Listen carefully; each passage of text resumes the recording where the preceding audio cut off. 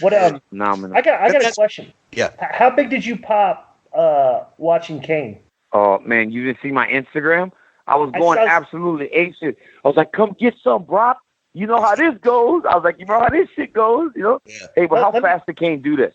Let me tell you what How fast did he do that? This is great because here's the thing.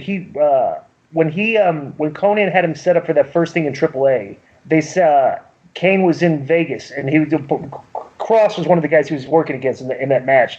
So they had me go meet him and try to wait. Which one is Cross? The big guy, big guy. Yeah, with the tattoo. I know him. Okay, right. Yeah, his stuff's great. So he fought Cain in Mexico City. Yeah. Mm-hmm. So he's great. I know. Here's the one thing I noticed, and you tell me if you're the same way. Is that when I was Cain for a couple hours, right? But I was just basically just training him to do some basic stuff that he could do in his match, right? Bro, the level of the way he absorbed what I was telling him and went out and implemented the level of concentration he gave me when I was talking to him, I'm like, wow, I just like, because I train a bunch of wrestlers and they're very flippant, they're not paying attention. Like I could see it's like, it didn't surprise you this guy was a world champion, like UFC fighter, that he takes his job like so seriously and so meticulously.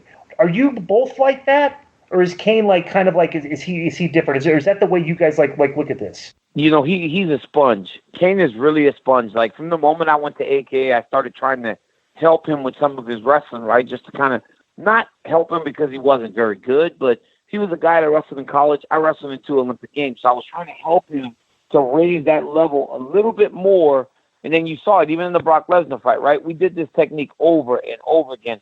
He went out in the fight and he hit it, took him down. So, man, he's a sponge in everything he does. That's why when he first started fighting, he looked like a professional kickboxer. It's like the guy has this ability to absorb and pick things up like you've never seen before. And I think a lot of the great fighters today of the past, they had that, right? Like you teach them something a few times and then they just go out and do it. And I was amazed with some of the stuff Cain was doing the first time he wrestled him. I was like, wow, man, like you only been gone for a month. I mean, what happened? Yeah. And so I sent him over there with Disco because he was going to be in Vegas. I sent him with Disco because Disco throws a real good working punch, and he was going to wrestle Cross in Mexico, and Cross happens to live in Vegas. And, he's got a great look, and he's one of these guys that on social media, he stays in character, which makes him even more special. And so, and the thing about, about Cain is like, we were in different hotels, and he came over to my hotel. We went over the match, and then we sat down in the hotel business center, and we watched matches for about 2 hours, And so, like his level of professionalism, he wants to learn quick. He's listening. He's taking everything in. And I would tell him, hey, do you know how to do this? And he'd only do it once or twice, and he would pick it up. You know what I'm saying? And not on top of that, bro, as you know better than me, one of the coolest guys you're ever going to meet, super humble. Oh, man.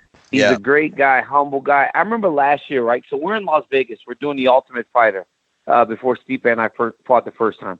Sunday night, it's Elimination Chamber in Vegas. We tell the WWE we want tickets. So they give them to us, right?